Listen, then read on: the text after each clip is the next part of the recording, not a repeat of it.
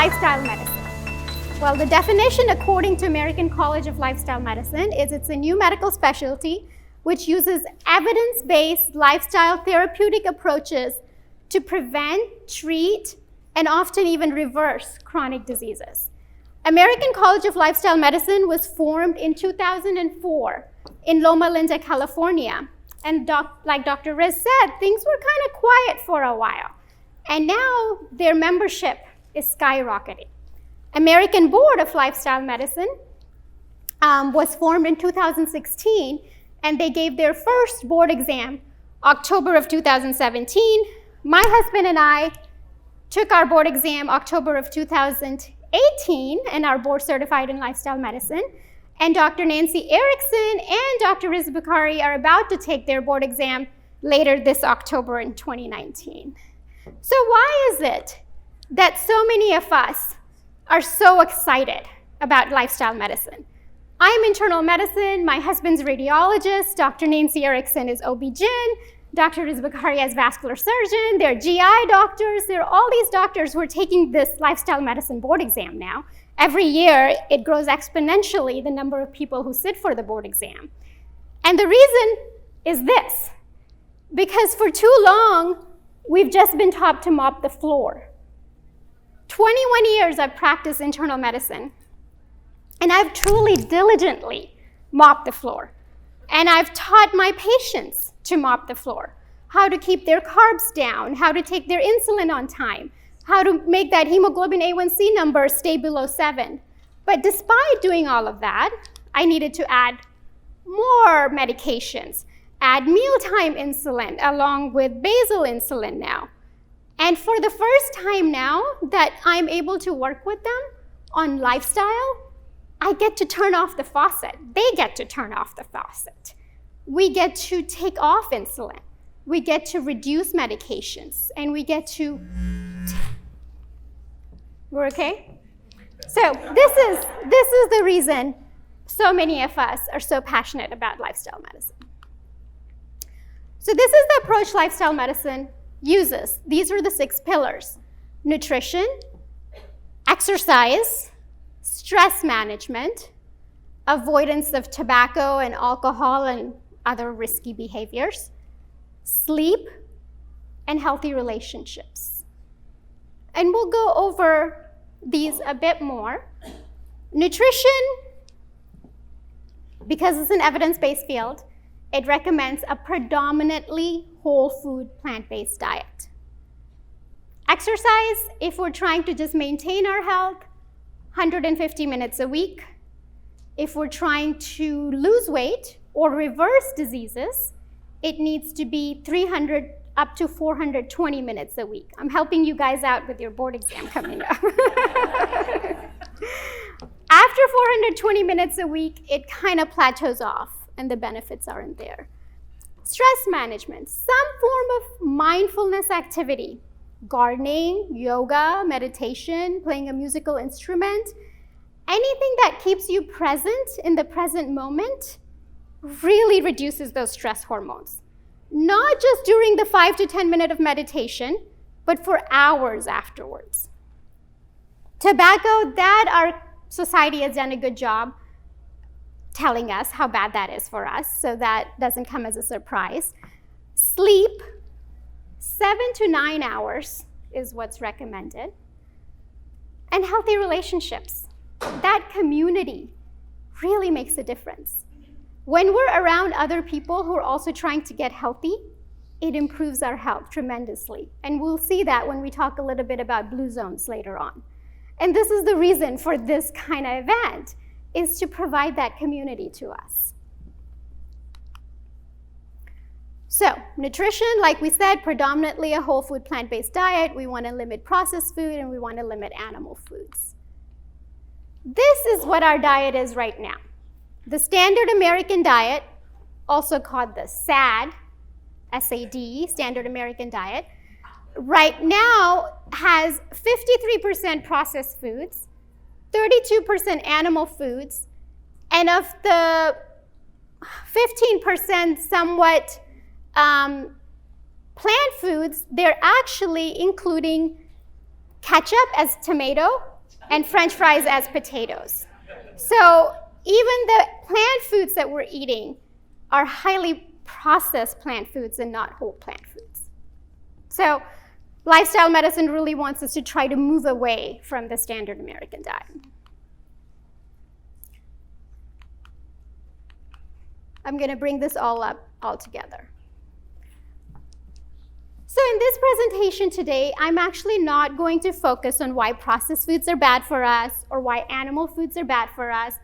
I really want to focus on the positive. I want to talk about why plant foods are so good for us. Vitamins and minerals that most of you know about, they have a lot of vitamins and minerals. The only thing that I'm going to say about that is taking a vitamin supplement is not the same thing. So what our culture has told us is eat your meat and your processed foods, and instead of your veggies, just take a vitamin pill. And the truth is that does not work. Phytonutrients, I want to go over that. When I started doing these kind of presentations a few years ago, I used to say, we have now found greater than 25,000 phytonutrients. I now have to say we have now found greater than 100,000 phytonutrients in plant foods. So these things, vitamins and minerals we found decades ago, right? This is relatively new stuff that we found on plant foods that really improves our health. So you really want to eat that rainbow.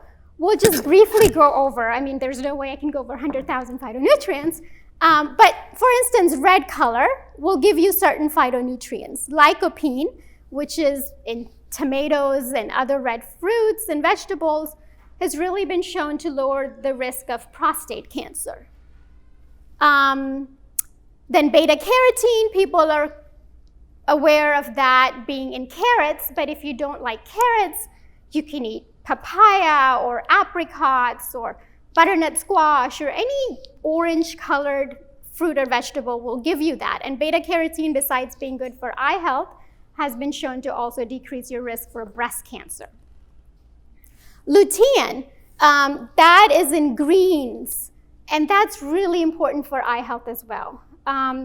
We are seeing, like you said, we're seeing things earlier and earlier in people, and cataracts used to be a disease of people in their 60s or 70s, and now the case I saw most recently, I'm not an eye doctor, but my patients have to come to me for pre-op clearance for cataract surgery, was a lady in her 30s.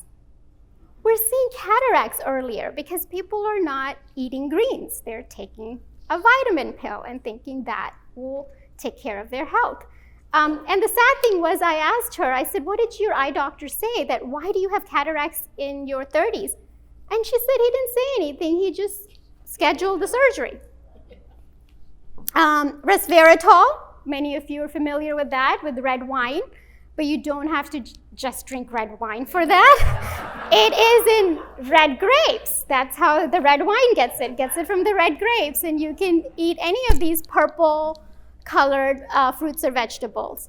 And then glucosinolates, that's in white odorous vegetables like mushrooms, onions, garlic, cauliflower. And these have very strong anti-cancer properties, especially when cooked.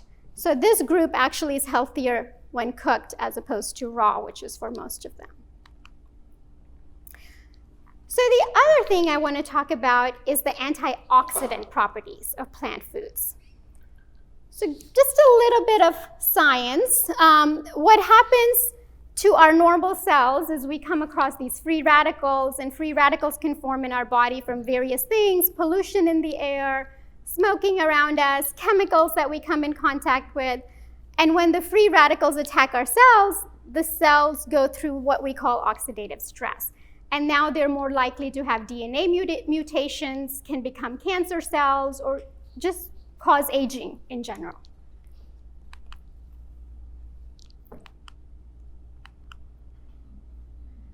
So what antioxidants do, okay, so one other thing. Free radicals basically are unstable. So they are missing an electron, and they're trying to steal an electron from a healthy cell.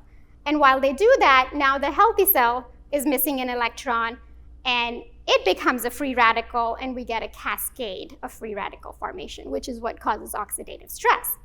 Now, antioxidants that are in plant foods are so sweet because they have extra electrons. So they come up to the free radicals, and they say, would you like an extra electron?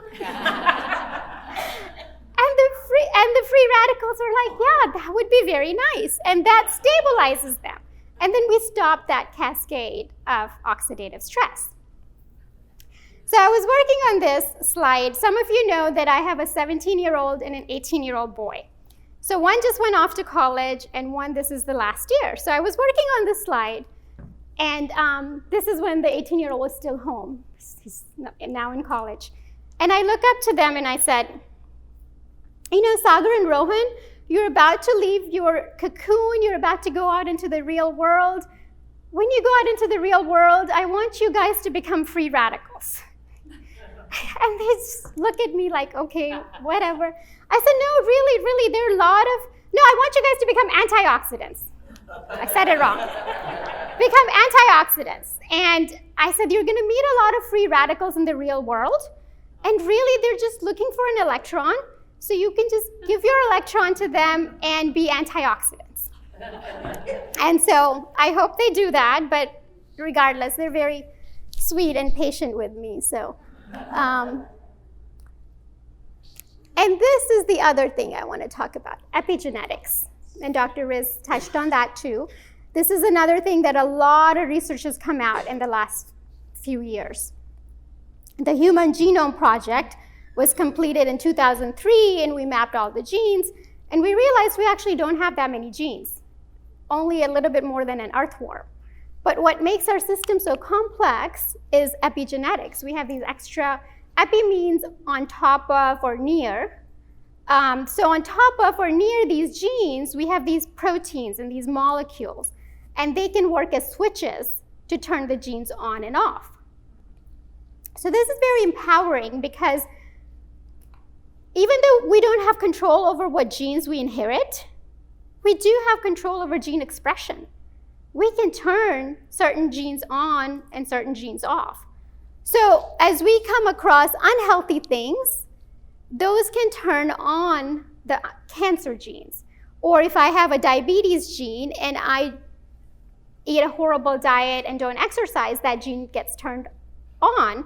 But if I eat, let's say, a plant-based diet and follow other parts of lifestyle medicine, I can totally turn that gene off, which is really amazing, the new research that's coming out in that, because they're now saying that not only do you affect, and Dr. Erickson may know more about that, not only do you then affect your own gene expression, you affect future generations' gene expression. So if I've turned certain genes off, then if I have a baby, I can't pass it on. So we can actually improve the health of our future generation as well. And microbiome is another thing that a lot of research has come out in the last 5 years. This is our bacteria that live in and around our body. And it turns out there are a lot of them. And most of them are beneficial for our health. They impact the integrity of our gut lining. They regulate glucose, cholesterol, metabolism, lots of things, and they produce neurotransmitters. They produce serotonin, the feel-good hormone. And I've had my patients come off of depression medications when they went plant-based, which was a surprise to me, which I had to look up the reasons, and this was one of the reasons I found. Scientists now believe that 90% of the serotonin formed in our body is made in our gut by these good bacteria. So, and eating a plant-based diet really improves our gut microbiome. And the reason is because they thrive on resistant starch and fiber.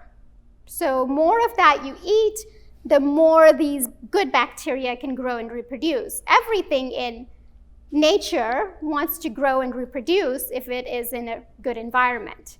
So if you give them what they need, they'll do fine. I mean, these probiotic pills, this is a very new thing. All through our human evolution, we were not taking probiotics. We were just eating a lot of plant foods. Oh, this is to show you that in medical school, in anatomy, we just learned those organs, right? But that is such a small part of who we are. Human cells make up 10 to 14 of, we have 10 to the 14 power human cells, but we have 10 to the 14 million microbe cells. The genetic material that we have is 23,000 genes, human cells, and 9 million from microbiome. So it's a big part of our health in our body that we had been ignoring until the research recently.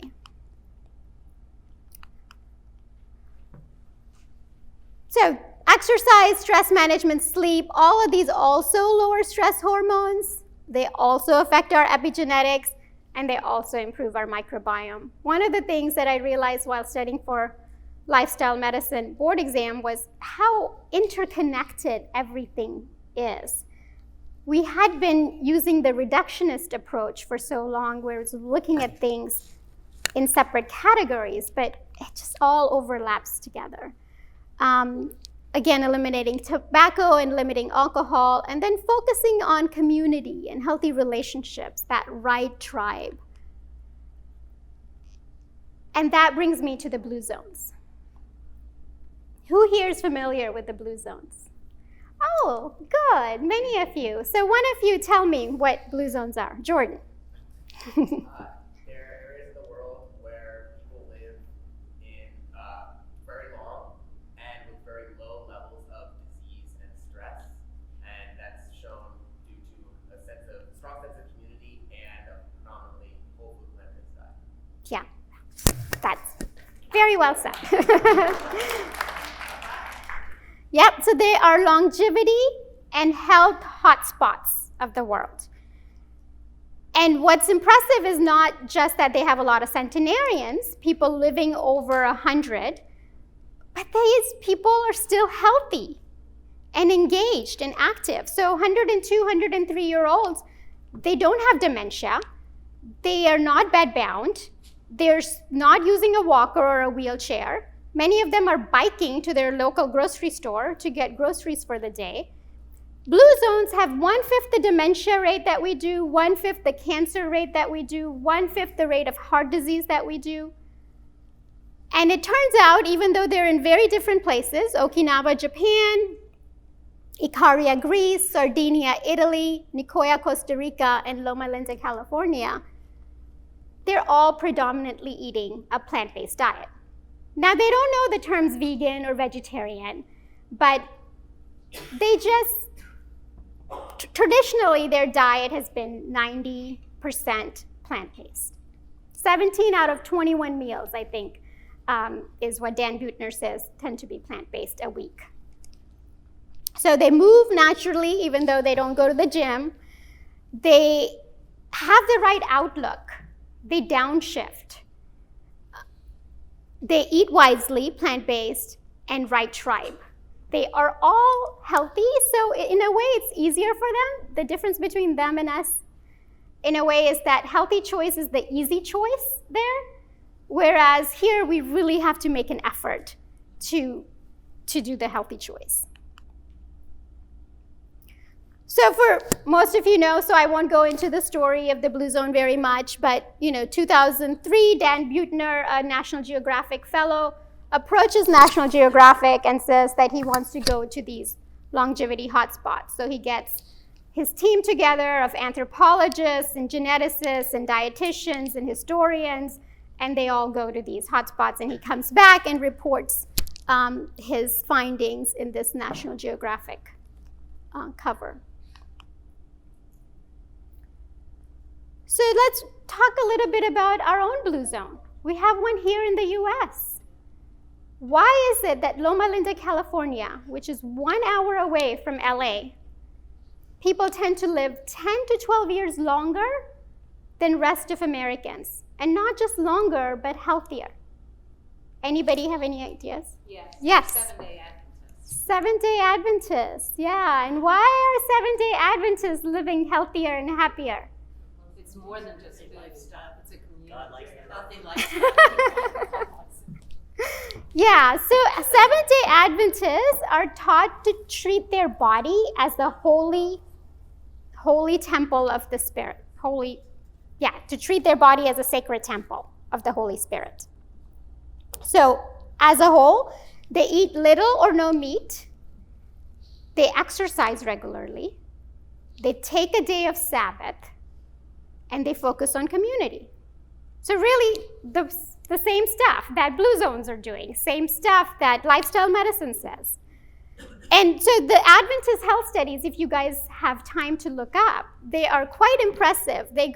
Adventist Health Studies 1 go from 1973 to 1988, and the Adventist Health Studies 2, this one is stopping there, but I know there's some that are still ongoing. And these are like large number of participants. They are not small studies. And basically, a lot of the data has come out of these studies showing that even when other factors are the same, so in this group, they're all exercising, they're all focusing on community, but yet some of them are non-vegetarians, some are pesca-vegetarian, some are lacto-ovo-vegetarian, and some are vegan. So we actually have data that shows the difference between them. And in all of the studies, whether it's looking at BMI or blood pressure or diabetes, the incidence of all of that decreases as you go towards veganism and plant-based diet. Oops, sorry. Okay, so Dan Buettner comes back and says, a long, healthy life is no accident. It begins with good genes, but it also depends on good habits. And it turns out he himself now says that it's the good habits that matter more than the good genes.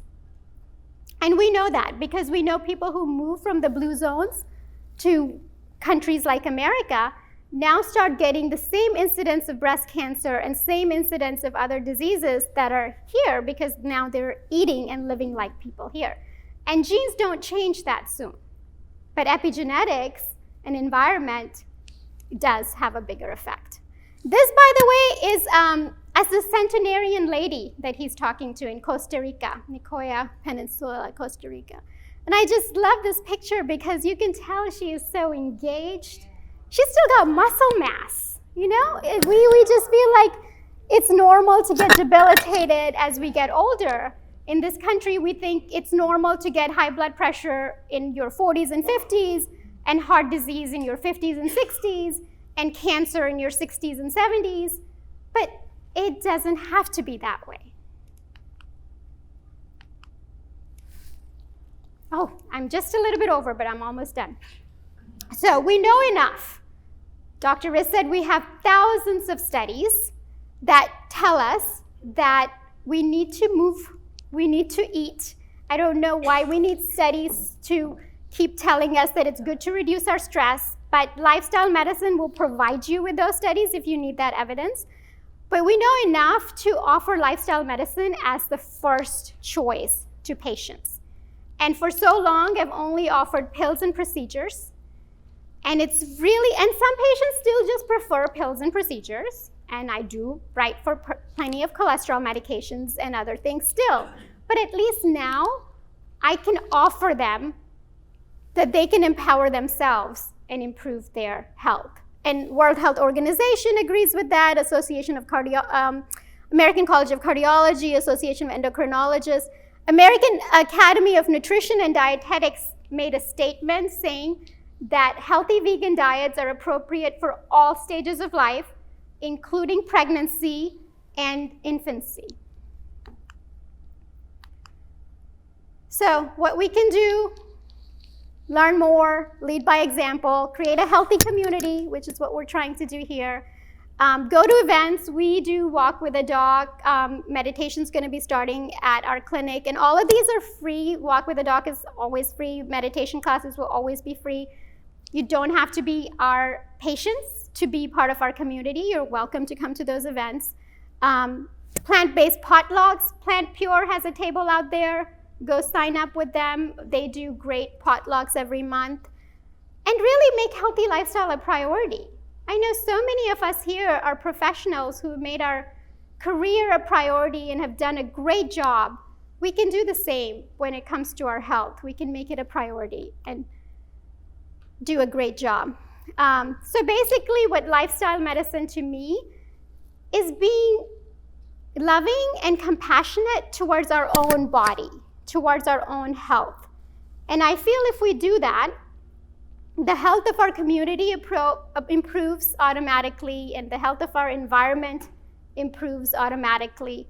So my goal today is to encourage you guys to be really loving and compassionate towards yourselves. Thank you.